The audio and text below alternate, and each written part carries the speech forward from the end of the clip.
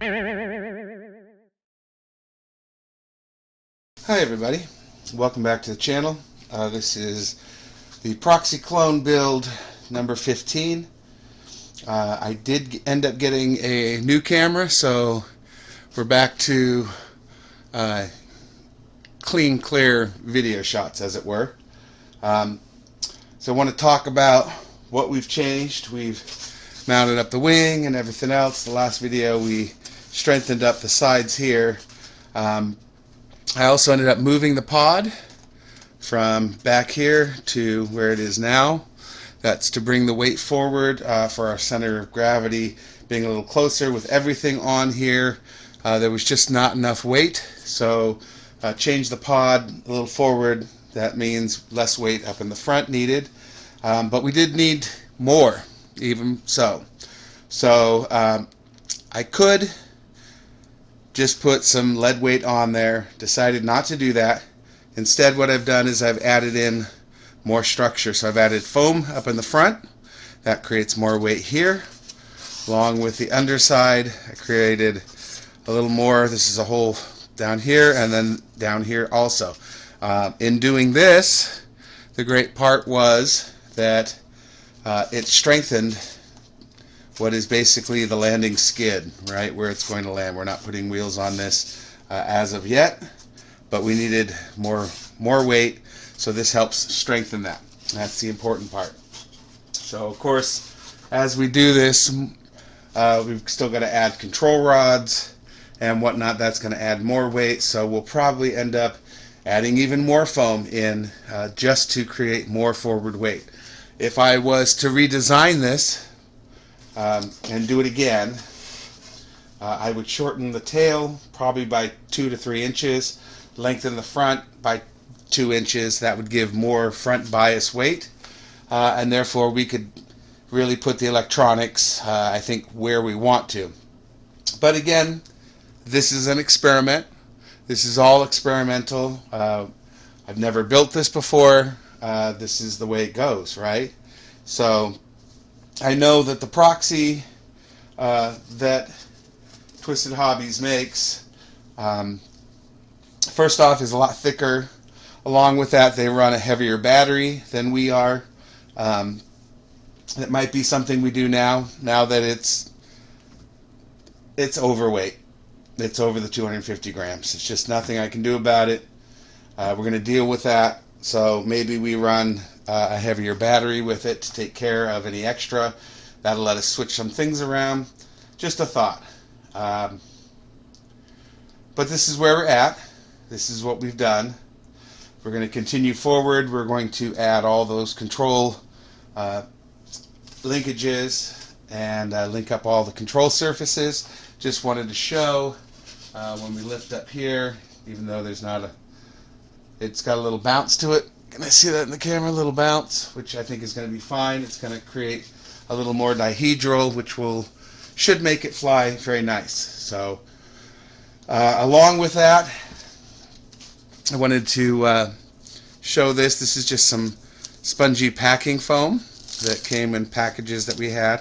I basically took a flat piece and cut it down, notched it, so that basically I can take it from here, come through, and we'll Velcro this to the front.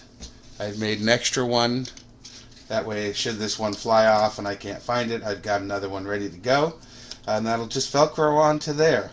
That's going to give us a little more weight in the front, and we'll see where that goes. So till then, I'm going to tape this up so it keeps its shape, which is really nice. But that's where we're at with this, right? Again, we're not hitting that 250 mark. It's just the way it goes.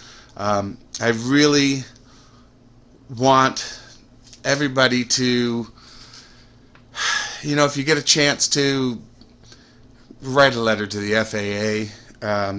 Flight Test has got a few things where they're trying to bring the weight up from 250 grams so that we can really have a lot more fun in this hobby, right? Again, people are just getting started.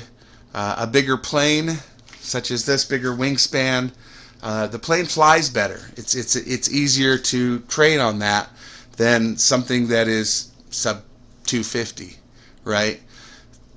250 grams, one of the reasons why I haven't been flying around lately and showing videos of the flights is because I've had winds in excess of 5 miles an hour. And 5 miles an hour is literally the edge of where you can fly a 250 gram plane, right? The wind just blows it all over the place. Especially if it's over that, you know. And I've had some 10 mile an hour winds with 15 and 20 mile an hour gusts, and you just can't fly a plane like that. It's going to crash. It's going to have problems. So I really encourage you all that love this hobby to write the FAA and say, hey, can we do this? We're recreational flyers. We're not a threat. We don't create problems. We don't fly around people. We don't fly over people.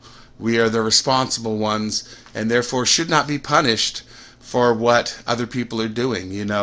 When they talk about drones, the number one thing that's out there that is considered a drone, which has always started out as a drone, is what's called a quadcopter, right? That's the stereotypical drone. And those are the ones that people are buying for $20, $30, and they're taking them to events like sporting events like a football arena, and they're flying them over people. Well, that's not responsible, right? You won't find somebody that's in a club or knows how to fly, has been flying for a long time, and is a responsible flyer doing those kinds of things, right? As I've said in past videos, I go to a few parks to fly, and if I go to that park and there's people at the park, I don't fly there. I go find in some other space where there's nobody around, so I don't have to worry about dodging people, pets, not flying over people, all that kind of stuff. I just go somewhere else where I can fly in peace and not have to worry about people. And that's very important, right? That we are responsible human beings, just responsible hobbyists, responsible pilots, and we shouldn't be punished for what a minority is doing. People that are just buying these things have no flight experience whatsoever, and they're just flying them because they want to get on the internet, want to be famous, have that footage, everything else, right? I love doing this stuff. I love making content. It's fun. It keeps me entertained. Hopefully it keeps you entertained. But I don't really want to get to the point where it's monetized, where I have to worry about different things, right? It doesn't have to be monetized. Just have fun, enjoy the hobby, and that's what I'm trying to teach people. Go and make the stuff and having fun and everything else. So we'll continue trying to stay within the rules. The next plane after this will be the Twisted Hobbies Crack Yak 55. It is a large wingspan, but the whole plane with everything, battery and everything else, is sub 250. So I can go fly to the park without having to have remote ID, which is going to be great because it's a plane that I can fly on a regular basis, enjoy. It takes 20 mile an hour winds fine, and if it crashes, hey, it bounces, right? I might break a prop. That's it. So that's going to do it for this video. Again, like, subscribe, comment if you have a comment, especially about these new rules and everything else, how they affect you, whether or not you choose to abide by them. I know in a lot of countries they don't have these rules because they're not having the problems. They don't see it as a problem like the United States does, and other places. But anyways, I digress. That's it for this video. The next one we'll be putting electronics in, so go make it. You can do it. Have a wonderful day, and we'll see you in the next video.